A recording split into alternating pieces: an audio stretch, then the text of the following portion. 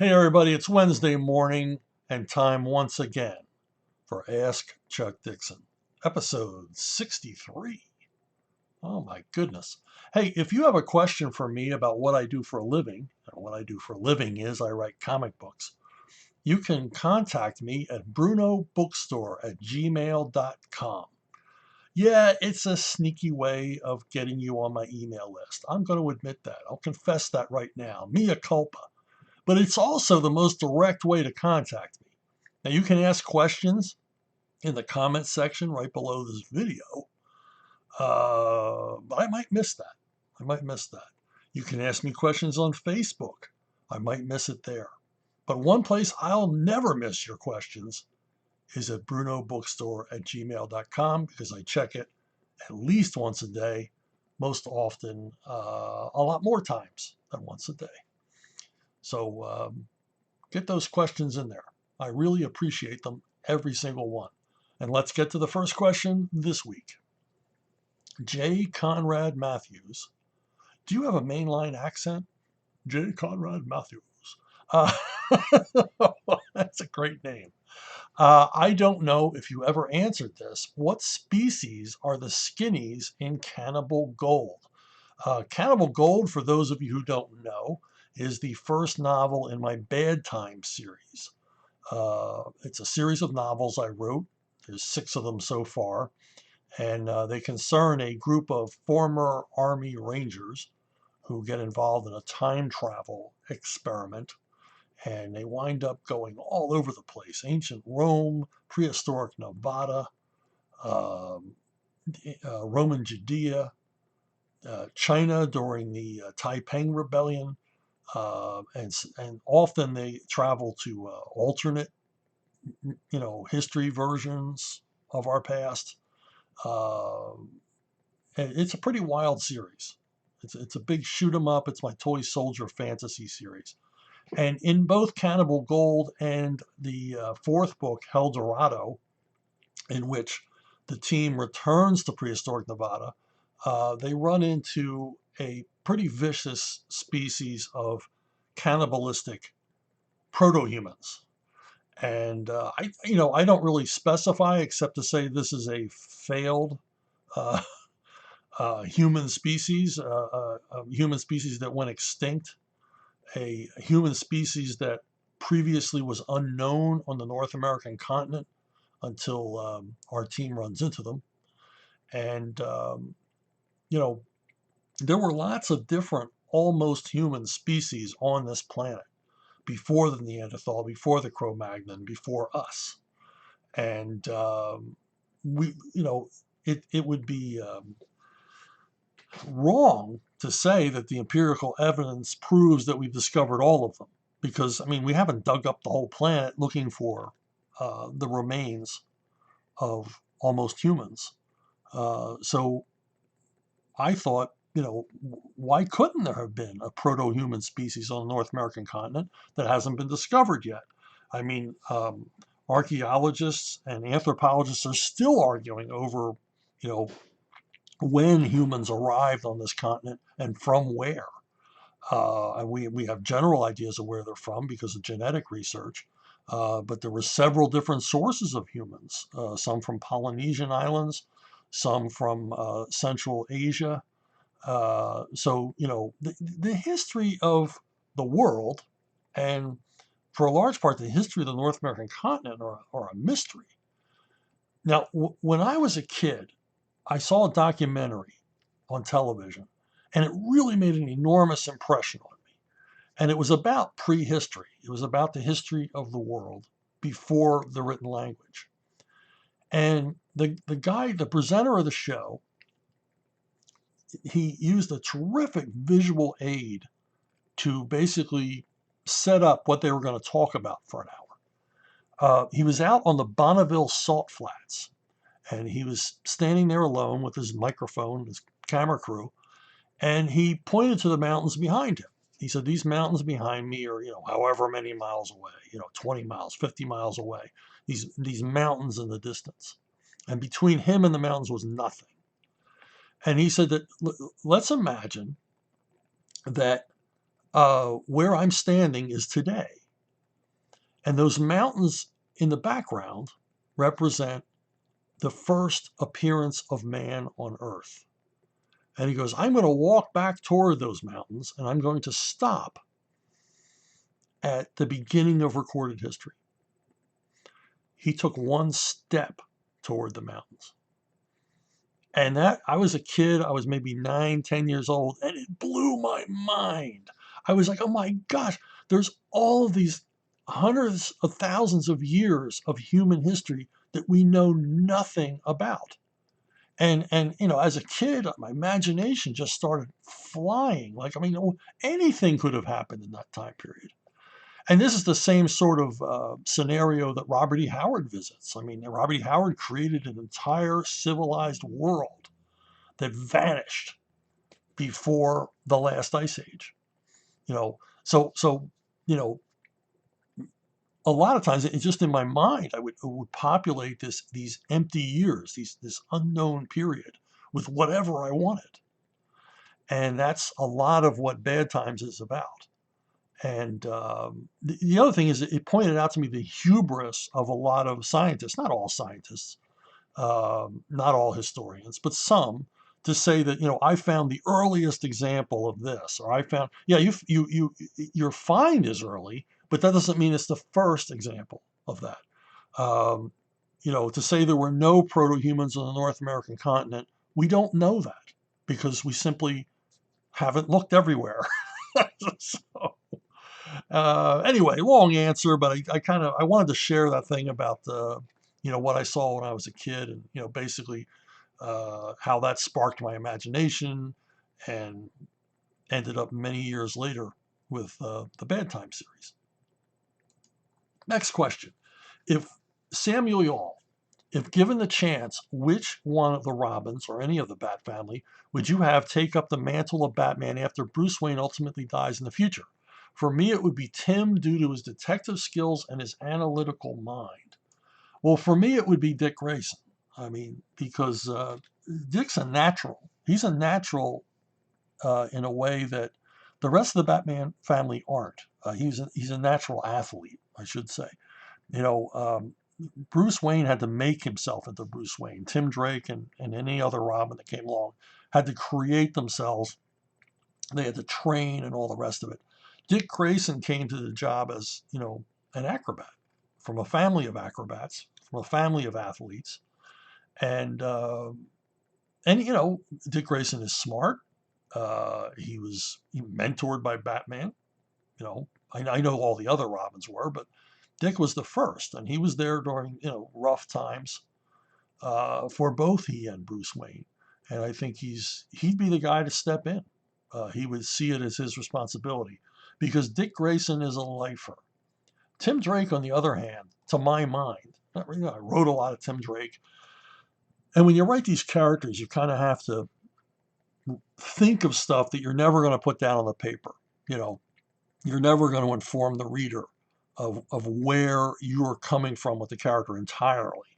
You know, you keep a little bit back, a little bit of mystery. And in my mind, as I would think about Tim Drake and you know, build him as a character beyond what Marv Wolfman and Alan Grant had done. I mean, the excellent groundwork laid down for me on Tim Drake, and then I wanted to build on it. Um, you know, make the character richer because, you know, he was going to appear more often, so he had to be a more fully realized character. And not to say that Marv and Alan didn't create a fully realized character, but if you see what I mean, you had to have nuances and things like that. But in thinking about this character, in my mind, Tim Drake was not a lifer. He was going to be Robin for a while until he outgrew it, and then he was going to take off the mask and take off the cape and have some sort of a normal life. And in the back of my mind, not telling the reader this, but in the back of my mind, that's who Tim Drake was. And the thing is that I actually almost got to present that idea in a comic. I did a 3-issue arc on Tales, Legends of the Dark Knight, and Archie Goodwin was the editor. And Archie Goodwin approached me with the idea. Mick McMahon wanted to draw a Legends of the Dark Knight arc, and I love Mick McMahon's artwork. And I was very familiar with it from 2000 AD, and I thought, wow, yeah, I'd love to work with him. And Archie said, well, he's not, he's kind of an odd choice for a Batman story. But Archie said, what if we did a Batman story set in the future, like set just before the time that Batman retires? If he was positing that if Return of the Dark Knight was canon, we would tell the story of Batman's last adventure before he retires. And I thought, wow, that is really cool. That I would love to do that. And so I wrote this entire arc as if it were set in the future. And I introduced this new villain called the General, who was an adult. Now, Batman fans who read Batman in the 90s will remember the General as a child. Hadrian Armstrong was a kid. Um, and that's how I always wanted to introduce the General into Batman continuity, was as a child, a sort of child criminal. And so the so in this future story, I was going to present him, grown up as an adult. Well, I completed the entire arc, and Mick started drawing it, and that's when Archie talked to the people upstairs about what his plans were for this. And the plans got nixed. I believe it was Paul Levitz just didn't like the idea. He didn't like the idea of securing Return of the Dark Knight as canon, I believe. I may be wrong about that. And so Archie was left with having to present the story as if it were taking place in current Batman continuity. Which, if you've ever read this arc, is kind of weird because we have flying cars and a lot of futuristic elements in the story, and there's no Robin, and but the thing is, in this arc, I wrote a scene in which Bruce Wayne goes to Tim Drake to ask for his help, and Tim Drake is living in the suburbs, and he's got a wife and he's got kids, and he's like he owns a tech company. And he basically tells Bruce, no, I've left that life behind me. I can't help you. I don't want to get involved. I have a family. I have, I have stakes in my life now beyond what I had when I was the Boy Wonder. And I'm really sorry, Bruce, but I can't help you. And we had to cut that page from the story. But that was the only change we made, which, as I said, was weird because if you read the story, it's so obviously set in the future. And I guess readers just put it down to Mick McMahon's idiosyncratic style, that this was Mick's approach to Batman, was to make it all futuristic. And of course, later on, I introduced the General as a child. And nobody ever said, hey, wait a minute, he was grown up here and he was a kid there. Maybe readers intuited it, or maybe they didn't think any Legends of the Dark Knight stories were canon, or possibly not always included in canon. Anyway, there you go. I hope I answered your question. I don't think Tim Drake would ever become Batman. Maybe for a little while, but not permanently. Matthew Mark Meyer, who is the best movie Batman? Michael Keaton was the best movie Batman. Now, I hate both the movies he's in. I really don't like them at all. But boy, he did a good job. And he would have done a better job if he could have moved around in that suit. that costume was impossible. Poor guy couldn't turn his head. In both movies, he mostly just stands around. There's very little Batman action in those movies. But and so even though he couldn't move around as Batman, he was the best Bruce Wayne. He was really good at playing a guy who was, for all his wealth and all his influence and coolness, was still trying to get over a childhood trauma. He seemed troubled without really pressing too hard on the troubled button. He seemed like a guy who was deep, and he did a good job of pretending to be, effete as Bruce Wayne, sort of aloof, playboy, sort of, with his Weltschmerz, sort of just tired of everything in the world, which made a contrast with his character as Batman. He's just the best Bruce Wayne. And you can't be Batman unless you can play Bruce Wayne. I mean, you could hire some, big macho jock type guy to be Batman, but he might not be convincing as Bruce Wayne, and that's where it fails. George Clooney was just a terrible Bruce Wayne. Not a very good Batman either, but just a terrible Bruce Wayne. Christian Bale, I felt, was way too serious, way too brooding as Bruce Wayne. Val Kilmer would come in second for me, and of course Adam West. You know, Adam West played Bruce Wayne to a fairly well. But a funny story that I can share. Um, Mark Hamill used to visit the. It seems like I'm off on a tangent, but I'm not. Mark Hamill used to visit the DC offices quite a bit, and he told the editors there a story that when he heard he wanted to be Batman, and he was told he was too short. So um, he was at a party, and this was after Michael Keaton was cast with his wife. Mark Hamill was there with his wife, and Michael Keaton was at the party as well. And Mark Hamill says to his wife, watch me, watch me. And he crosses the party, and he makes his way over to where Michael Keaton is talking to someone else. And Hamill backs up to him and sort of stands with his back to Michael Keaton and turns to his wife, and he mouths, basically wants to know how much taller is Michael Keaton than me. And Michael Keaton wasn't any taller than Mark Hamill. So Mark Hamill wasn't too short to play Batman, but I don't think he was right to play Batman. But Keaton was. Melody U. I recently just read your Batgirl Year One, and I really enjoyed it as my introduction to Batgirl's comics. Well, that pleases me very much. One question that came to my mind, was what was up with Batgirl's height asphyxiation? I never knew the FBI had height requirements for field agents. Um, well, I mean, Batgirl, Barbara Gordon, I think we always thought of her as petite. She's about the same height as Robin. She's shorter than Batman.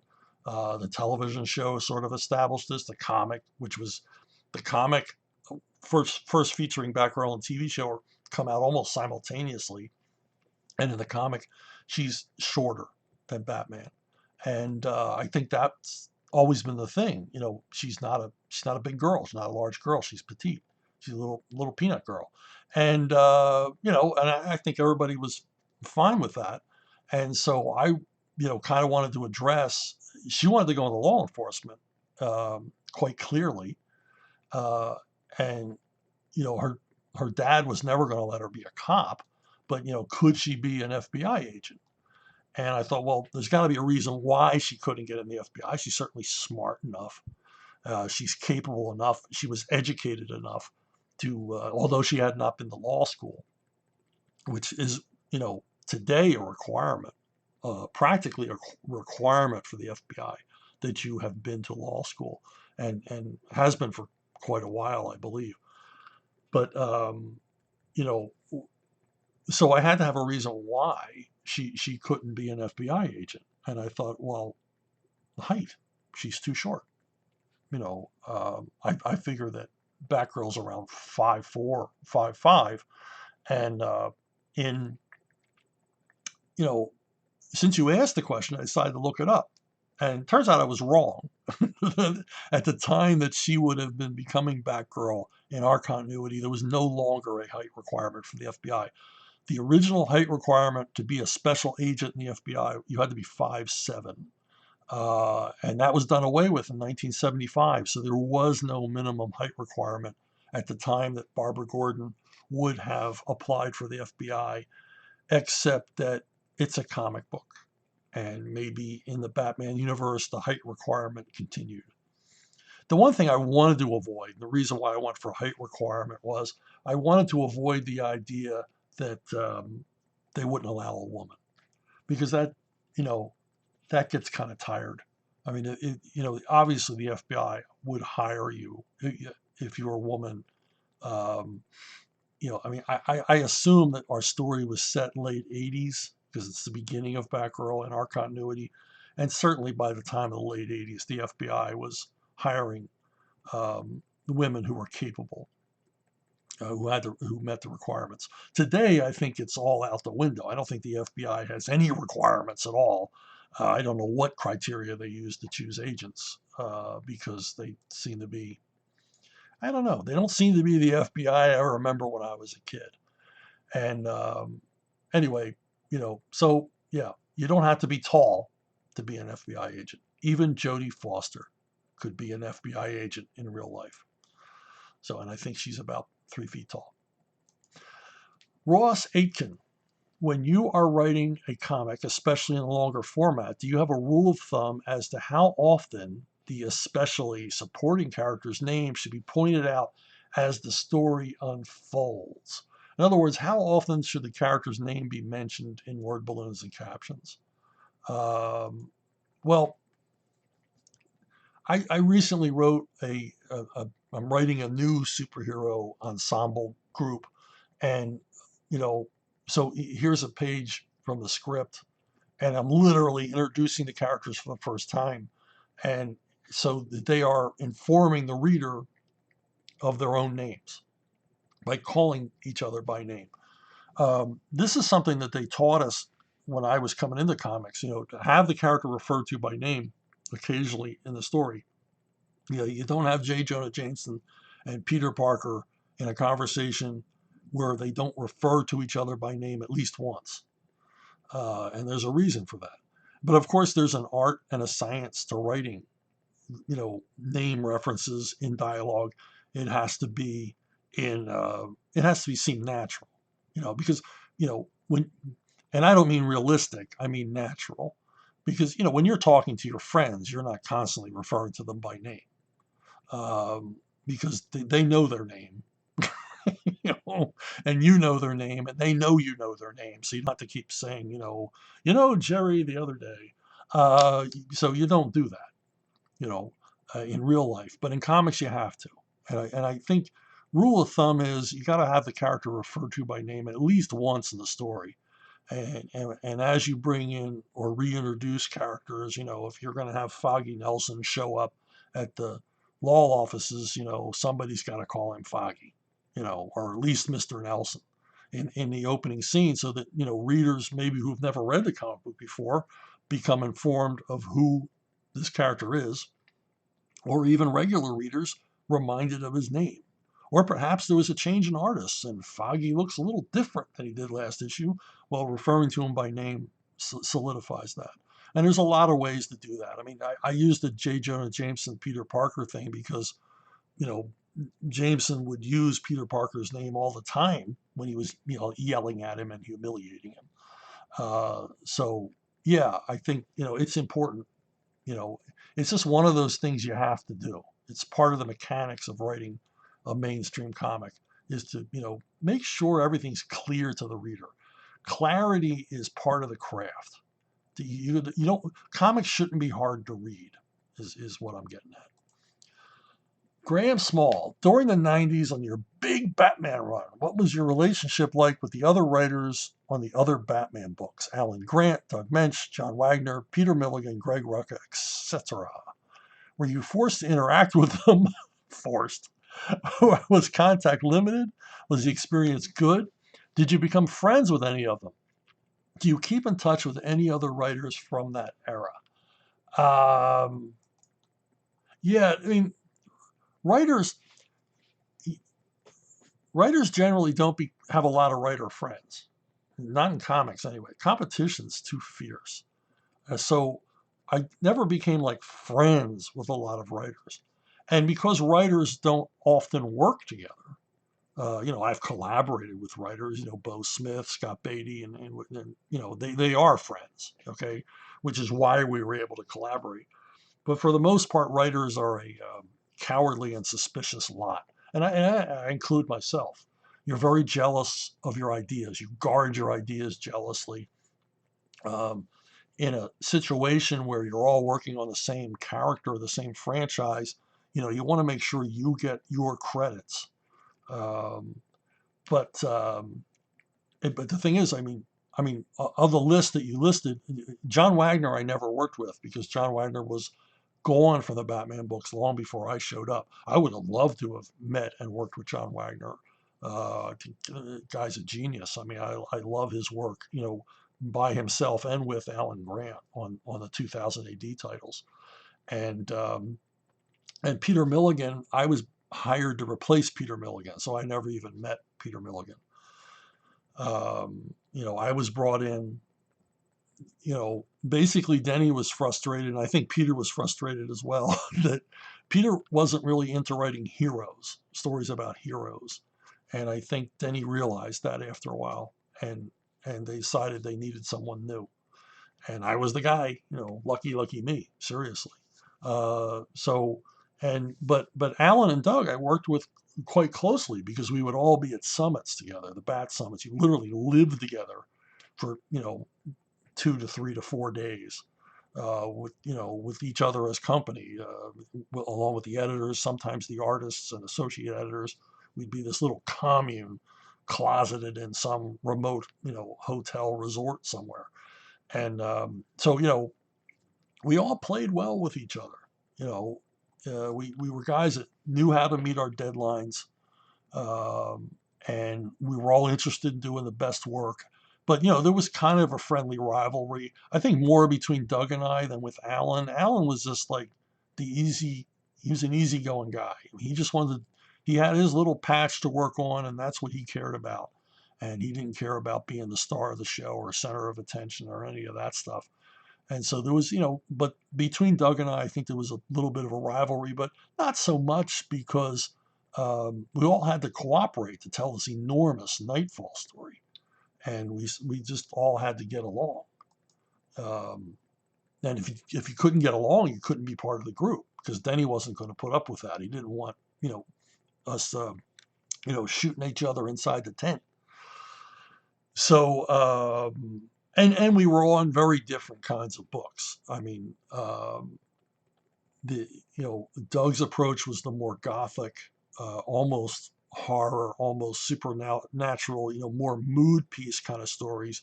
I was doing the detective stories, the mystery stories, and then Alan was doing his own thing, introducing a raft of new villains, and you know, just sort of like creating these like 3 issue arcs that were like novel length type stories about Batman that were in continuity, but sort of just, you know, Alan doing what Alan does, you know.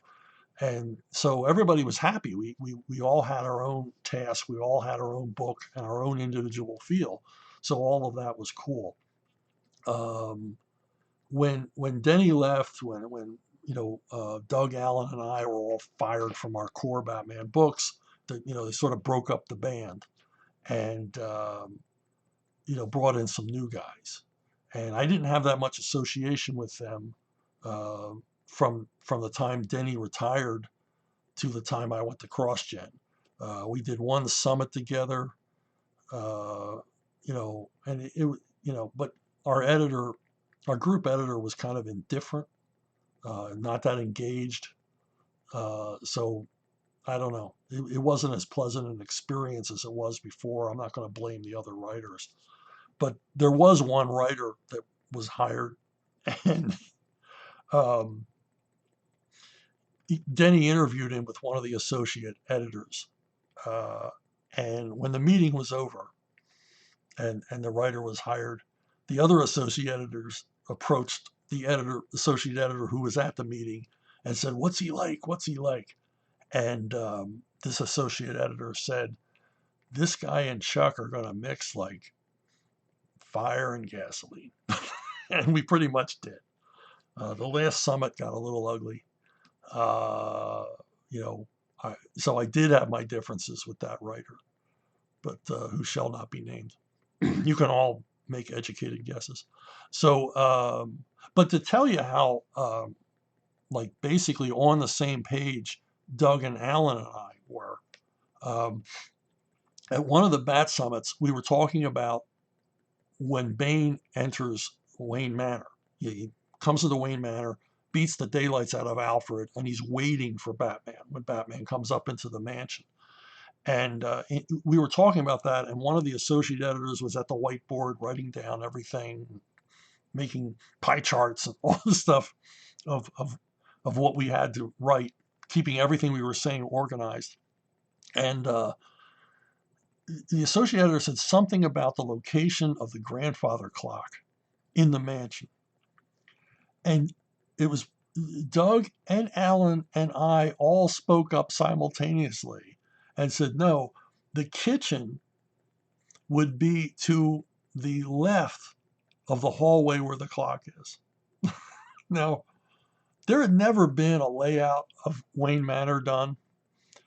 There was nothing established about where things were in relation to each other in Wayne Manor, but somehow Doug and Alan and I, in our minds, all saw the same place. We'd all walk through that mansion in our minds, and we were all in agreement, 100% total committed agreement, that the kitchen was to the left of the hallway where the grandfather clock stands.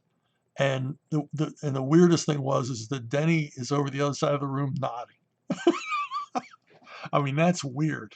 I still don't know how that even would happen, but it just gives you an idea of how close the collaboration was and how much we were all aiming at the same goal. So, John Myler, if you could give your younger self a small bit of advice, what would it be? Well, cut your hair would be one. Uh, I would have two pieces of advice. Get some money up front. When you go into freelancing, always get some money up front. Make them prove they've got the cash to pay you.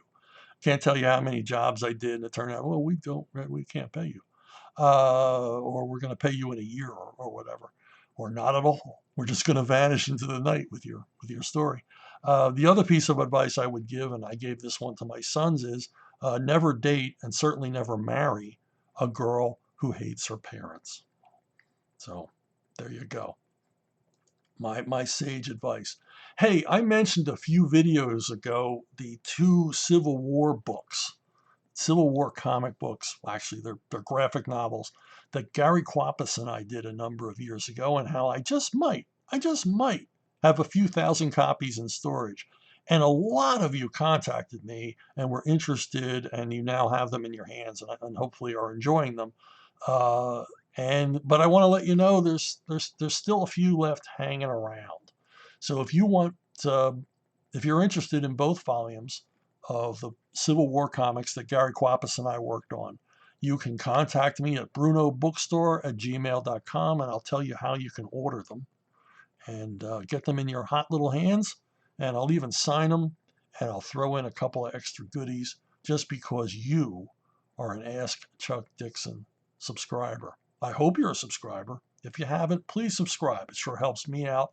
It helps everybody that enjoys this channel out, because it spreads the word. It makes it more worthwhile the larger the audience is, for all of us. And that's it. Thanks for listening. Thanks for watching. And I will see all of you down the road.